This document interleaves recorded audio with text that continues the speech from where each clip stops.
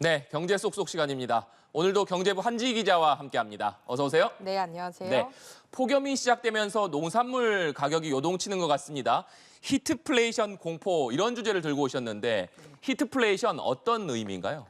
우리가 이제 더위 먹는다는 표현을 네. 쓰잖아요. 농산물도 좀 더위를 먹고 있는 것 같습니다. 히트플레이션이 이 열을 뜻하는 히트랑 네. 그다음 물가 상승을 뜻하는 인플레이션이 합쳐진 용어인데요. 기후변화에서 비롯된 폭염이 전방위적인 물가 상승으로 번지는 히트플레이션이 고착화할 수 있다는 공포감이 엄습하고 있습니다. 실제 최근 들어 과일, 채소 가격은 오름세를 보이고 있는데요. 한국농수산식품유통공사에 따르면 시금치 도매 가격은 24,700원대로 지난달 대비 86% 올랐고 청상추 역시 28,700원대로 지난달 대비 181% 상승한 것으로 나타났습니다. 대파도 50%가량 올랐는데요. 보시다시피 과일 가격도 요동쳤습니다.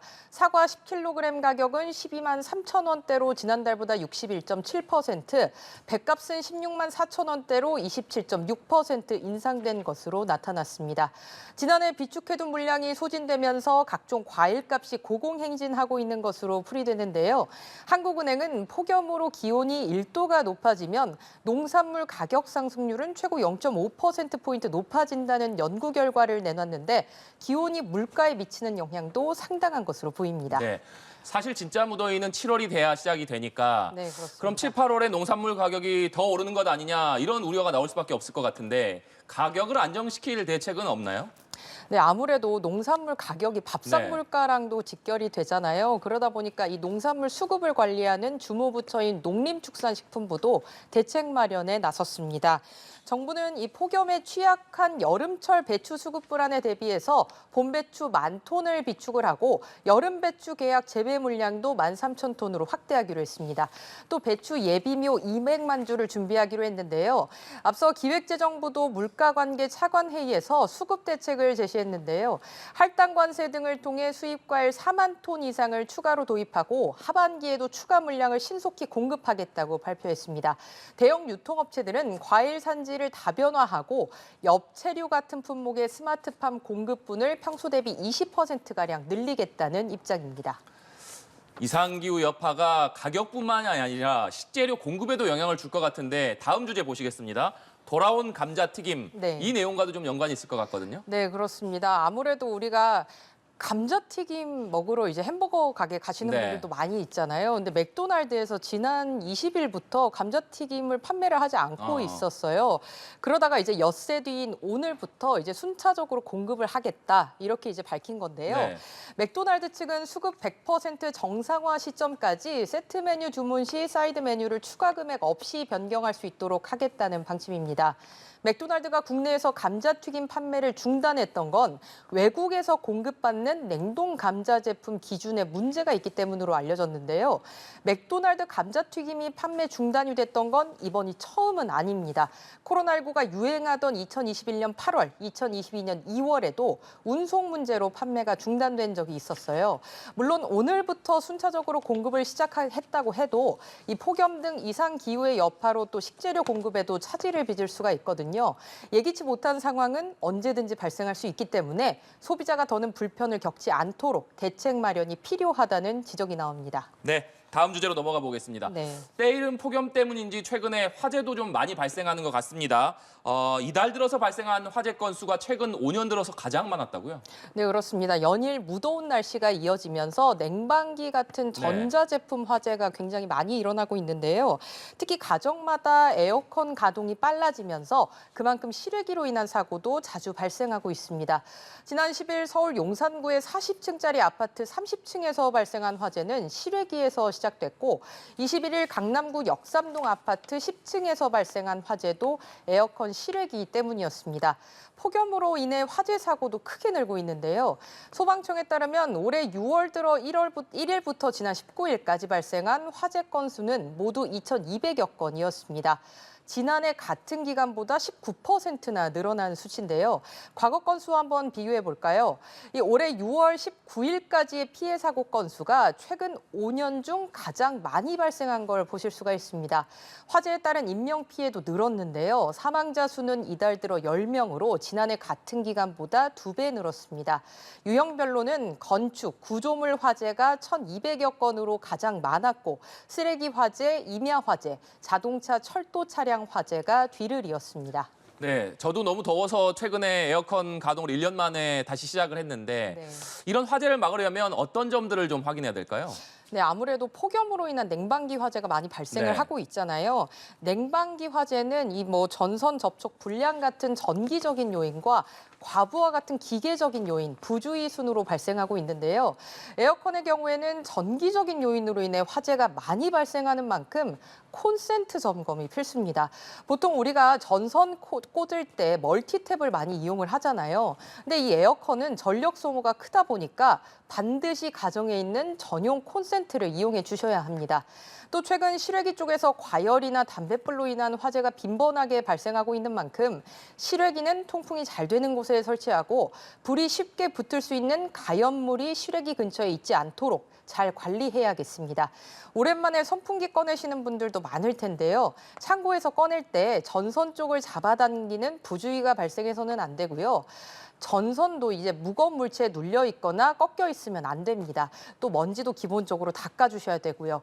그리고 우리가 여름철에 선풍기에 옷을 널어두고 말리는 경우가 참 많아요. 근데 바람이 공급되는 쪽이 옷가지로 막혀 있으면 모터에 과부하가 걸릴 가능성이 굉장히 높기 때문에 옷을 널어두지 않도록 주의하셔야겠습니다. 네, 다음 주제로 넘어가 보겠습니다. 여름철 휴가 관련 얘기 준비하셨네요. 한 기자는 휴가 다녀왔나요? 아니요, 저는 8월로 준비를 하고 있는데 아무래도 이제 날씨가 더워지고 네. 있잖아요. 휴가를 가고 싶은 마음이 참 굴뚝 같습니다. 네. 네. 그래서 그런지 최근에 좀 짧게 국내 여행을 계획하시는 분들이 많다면서요? 네, 그렇습니다. 이번 여름 휴가 국내로 다녀오겠다 이런 분들 참 많았어요.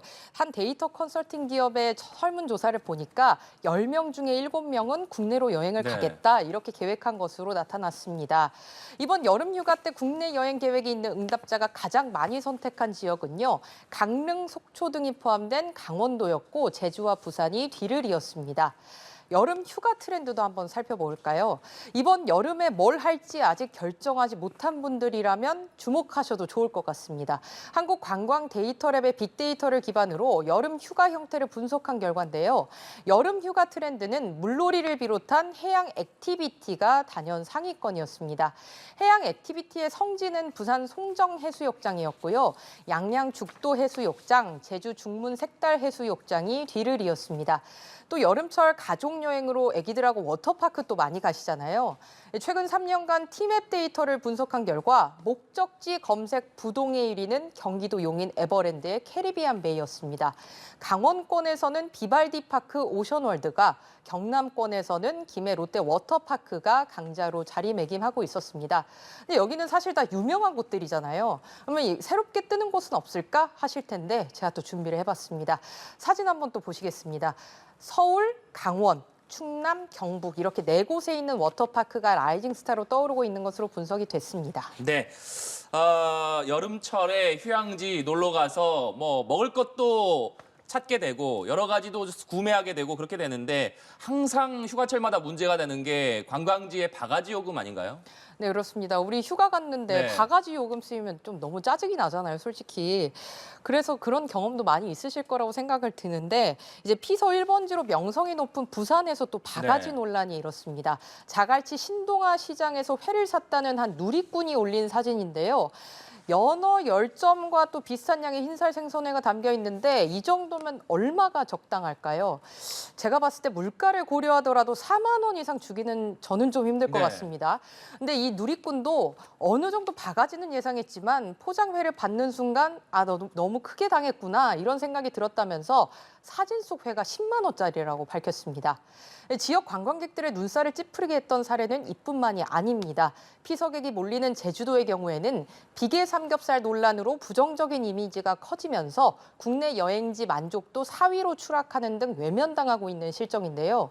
물론 바가지 불만이 끊이질 않다 보니 휴가철마다 일선 자치단체들이 물가 합동 점검반을 꾸려서 현장 강화를 하고 있다고 하지만 역부족인 듯합니다. 양심까지 팔아가면서 장사하는 일부 자영업자 탓에 열심히 일하는 분들까지 함께 비판을 받아 매우 안타까운 심정인데요.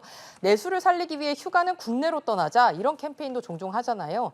진정으로 피서객이 즐거운 마음으로 찾을 수 있도록 하는 방법이 무엇인지 고민해봤으면 좋겠습니다. 네, 마지막 주제로 넘어가 보겠습니다. 아무래도 요즘 물가가 너무 많이 오르다 보니까 비슷한 제품이면 기왕 싼 것을 좀 찾게 되는데 이 가성비 값, 이건 어떤 내용인가요? 네, 이왕이면 값이 비싼 게 좀 더 좋지 않을까 이런 생각이 들잖아요, 물건 살 때. 네.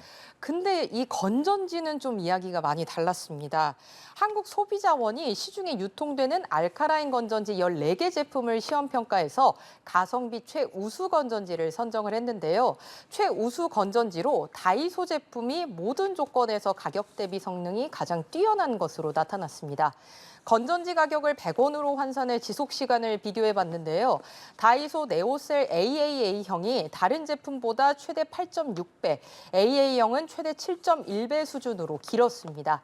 가격을 제외한 지속 시간만 놓고 평가했을 때는 AAA형은 다이소 제품을 포함해 듀라셀, 덱셀 등 4개 제품의 지속 시간이 23시간 40분 이상으로 우수했습니다. 유명 브랜드 제품이 무조건 좋은 건 아니었던 겁니다. 소비자원은 건전지 소비량이 많고 교체 주기가 짧은 경우에는 묶음 멀티팩 제품을 구매하는 게 합리적이라고 소개했습니다. 건전지는 일상생활에서 필수적으로 사용하는 생활용품이잖아요. 이번 실험 결과 보시고 가격이나 지속시간 등을 종합적으로 고려해서 제품을 선택하시는 게 좋겠습니다. 네, 저도 건전지가 필요할 때마다 집 근처에 있는 다이소 종종 찾곤 하는데 그런데 다이소에서 이렇게 여러 가지 물건을 싸게 팔잖아요. 그런데 염색약을 싸게 팔아서 약사들과 갈등이 있다. 이건 어떤 얘기인가요? 네, 그렇습니다. 이 약사들이 염색약을 만드는 제약회사에 왜 다이소 제품은 이렇게 싸게 네. 판매하느냐 이러면서 이제 불만을 제기한 사건인데요. 사진 함께 보실까요? 이 한 제약사가 생산한 염색약입니다. 이제 왼쪽이 약국이고 오른쪽이 다이소에 납품되는 제품인데요. 언뜻 보면 비슷해 보이는데 차이가 있습니다. 다이소 제품에는 모발을 보호해주는 성분이 함유되지 않았고 네. 깃등 부속품도 들어있지 않은데요. 그래도 이 염색약 약국에서는 8,000원, 다이소에서는 5,000원에 팔리고 있었습니다. 그래서 약사들이 이거 제약사가 폭리를 취하는 거 아니냐 이런 식으로 하면 불매운동까지 펼치겠다고 하면서 결국 이 제약사는 전국 다이소에 해당 제품 출하를 중지했습니다.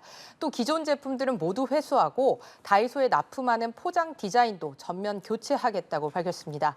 자유롭게 물건 비교하고 선택할 수 있는 소비자의 권리를 뺏어간 것 같아서 굉장히 아쉽습니다. 네, 오늘 경제 쏙쏙 지금까지 경제부 한지희 기자와 함께했습니다. 오늘 말씀 고맙습니다. 네, 고맙습니다.